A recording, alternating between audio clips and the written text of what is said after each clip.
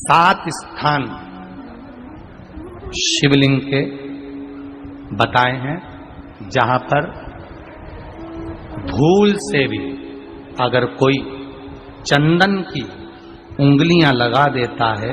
7 स्थान ऐसे हैं जहां चंदन की मात्र उंगलियां लगा देने से ही शिव पितृलोक के पितरों को मुक्ति प्रदान करके वैकुंठ लोक का निवास दे देते हैं। 7 स्थान।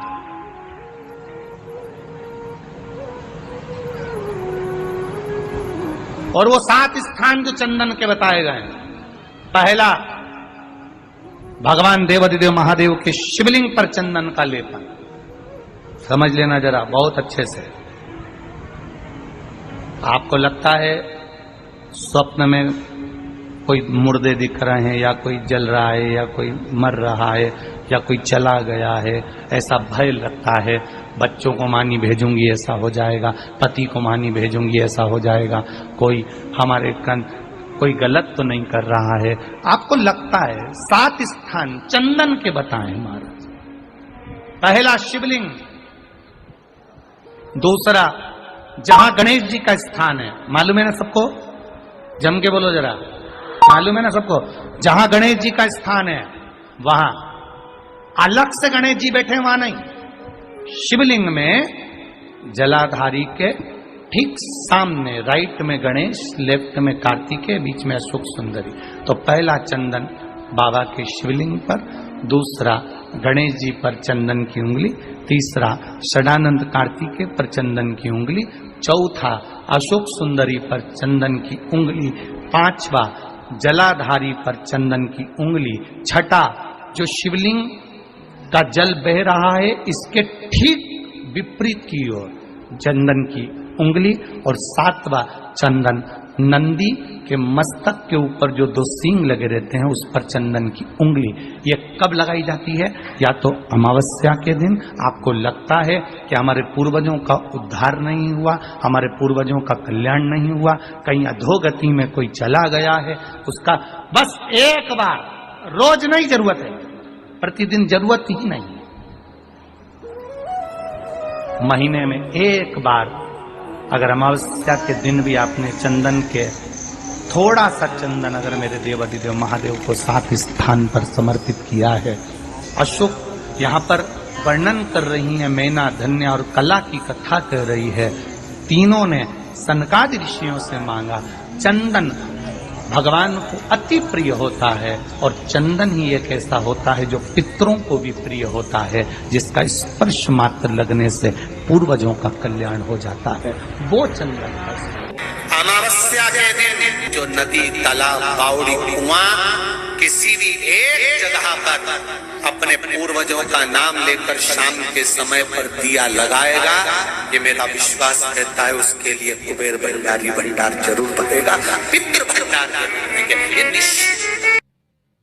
अमावस्या तुलसी की लकड़ी पानी में घुमाकर, लकड़ी नहीं हो तो माला तो होगी ही, जल में भ्रमण कराकर, जल में घुमाकर, तुलसी की लकड़ी को जल में डालकर स्नान जो करता है, मात्र घुमाना है, लकड़ी डालकर नहीं रखना है, घुमाकर अपने पूजन वाले स्थान पर रखना, या पानी में पहले से घुमा लो, उस पानी को ले जाकर डाल दो।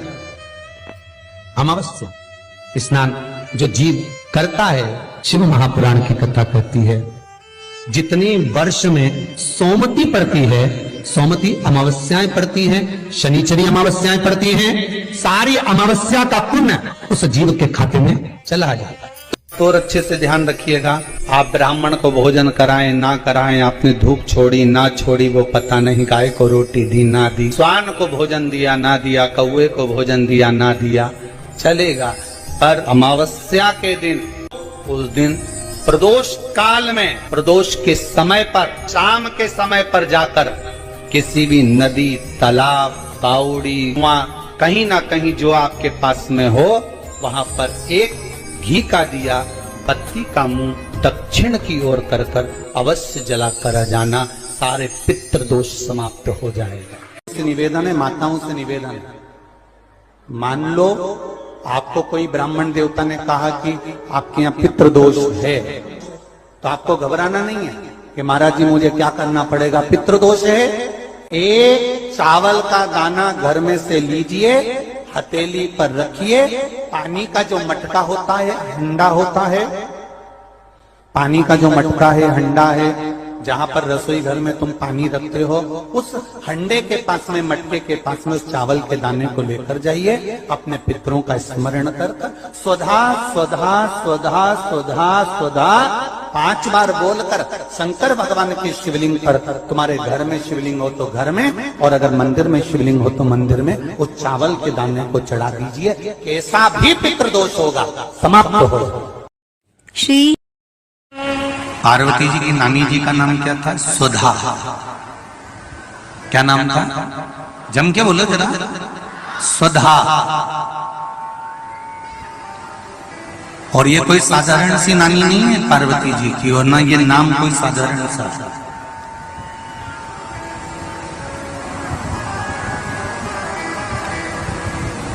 ये वो सुधा है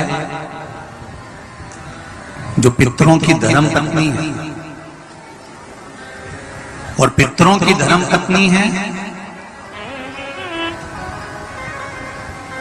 अगर घर में, और तुम्हें लग रहा है कि मैं 1 रुपए कमा रहा हूं, 100 रुपए खर्चा हो रहा है, या फिर घर में क्लेश बना हुआ है, या घर में बीमारियां बढ़ी हुई है, तो एक काम करना प्रारंभ कर दो।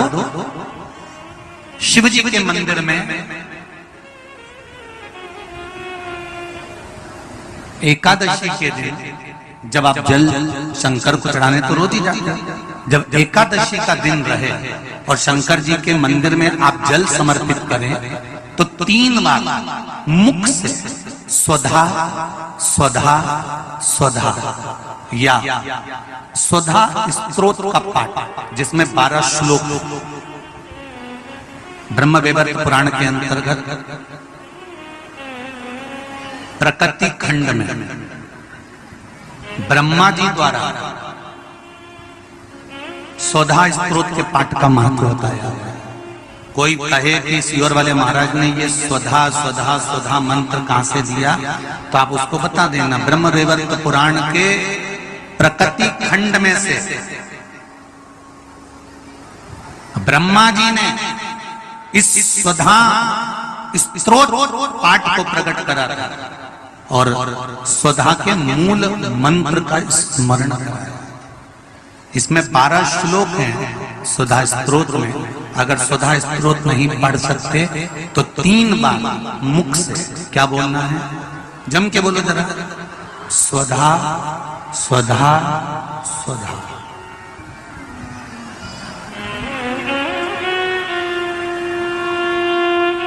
पीछे धा है, हा नहीं तो तुम स्वाहा स्वाहा स्वाहा कर। पीछे क्या है? धा, धनुष वाला। फिर से एक बार बोलिए 3 बार। स्वधा स्वधा स्वधा। और एक बात और ध्यान दीजिएगा,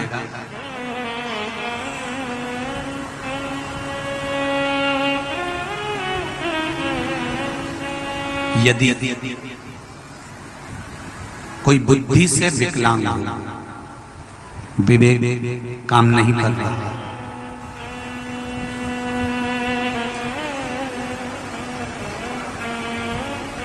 अगर विवेक काम नहीं कर रहा हो, माइंड से कोई कमजोर हो, तो जब स्वधा के नाम से आप शंकर भगवान को जल समर्पित करें, स्वधा स्वधा कहकर उस जल को समर्पित करें, तो पितरों का स्मरण कर कर वही स्वधा को समर्पित किया गया जल, जिसको विवेक की तकलीफ होती है, बुद्धि की तकलीफ होती है, अपने पितरों का, अपने पूर्वजों का स्मरण कर कर उस जल को उस विवेकहीन व्यक्ति के दोनों भुकुटियों के पास में लगा देना चाहिए। थोड़ा सा एकादशी के दिन अगर जल चढ़ाने जाओ तो 3 बार मुख से बोलिएगा। फिर से बोलो एक बार।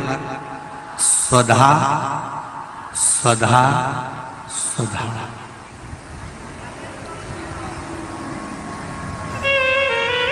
ज्यादा पितृदोष हो, ज्यादा तकलीफ चल रही हो, बहुत ज्यादा कष्ट में हो, तो शिव मंदिर में बैठकर या घर के मटका परिंदा या पूजन वाली जगह पर बैठकर 12 श्लोक का सुधा स्तोत्र का पाठ भी कर सकते। ये पार्वती जी की नानी जी सुधा।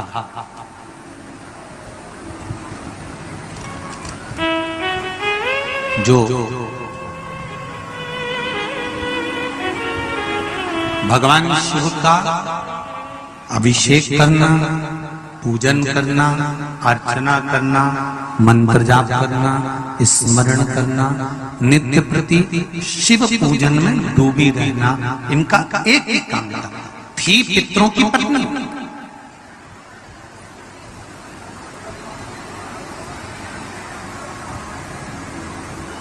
हैं पितरों की पत्नी, पर भक्ति में इनका बल बड़ा प्रबल था। जब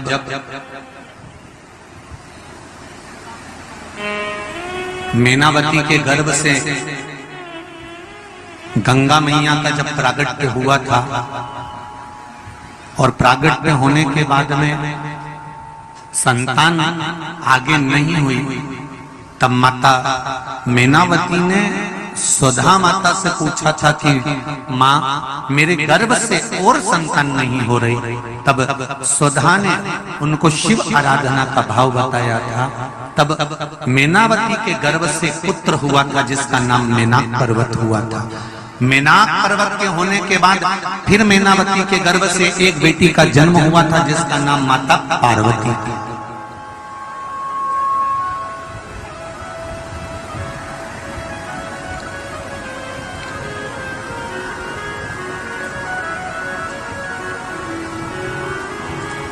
तब उनका नाम माता पार्वती।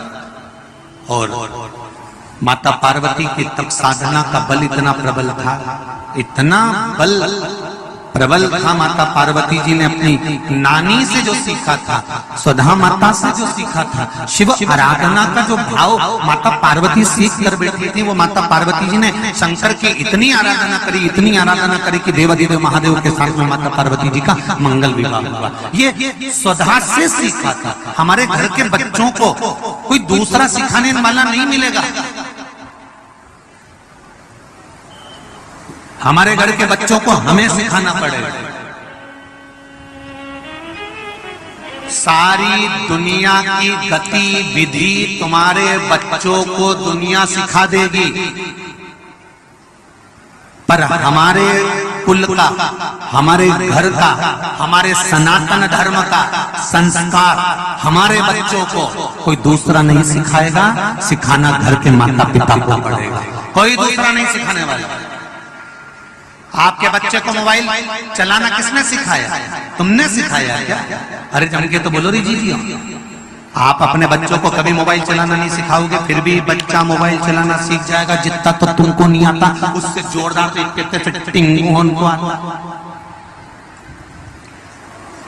उसको किसी ने सिखाया? जम के बोलो जरा।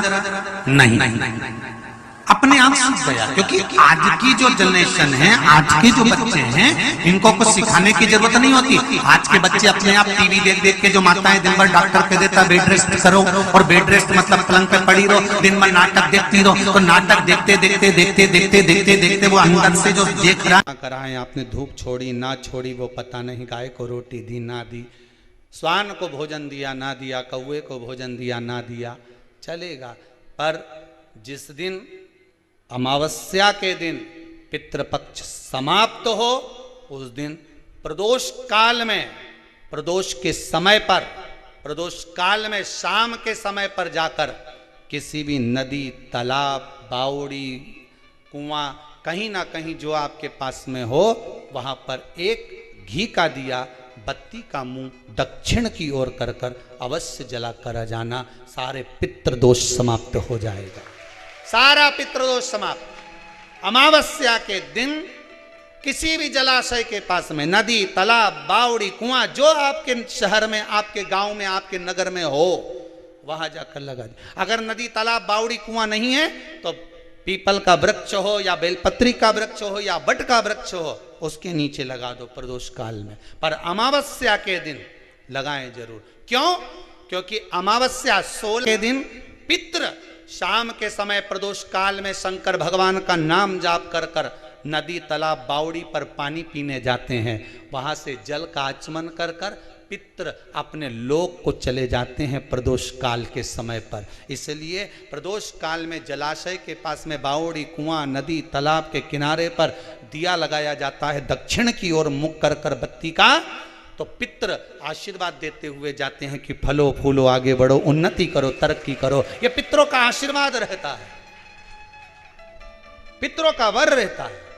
आप देंगे उसको मिलेगा, कुछ करा ना करा। फिर अमावस्या के दिन, जिस दिन पितृपक्ष समाप्त हो, उस दिन दिया दक्षिण की ओर बाती का मुख कर कर लगा। महाराज सती मैया ने एक झूठ बोला, स्नान करना उसका भी एक समय होता है, उसका भी एक समय।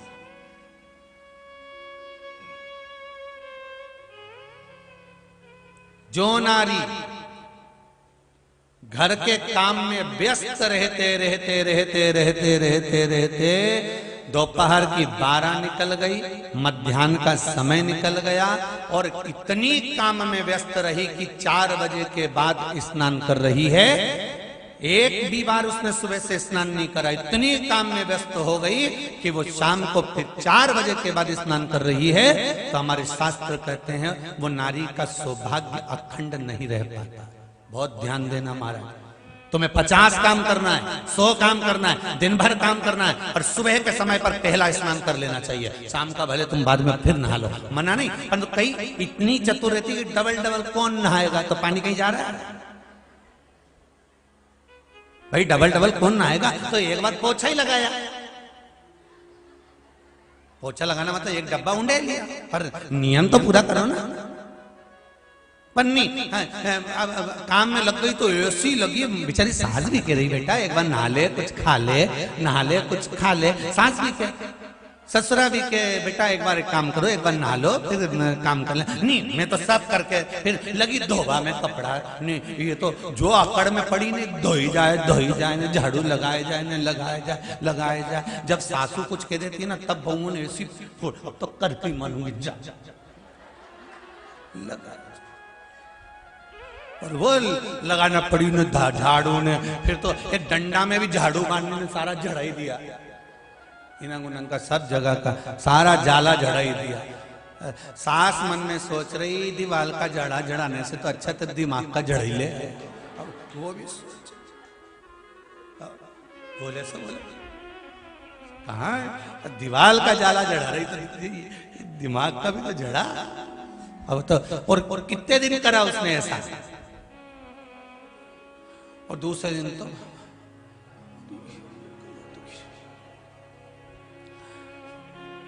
सास ने आवाज लगाई, बेटा बहू, ओ बहू। बहू बोले हाँ मम्मी।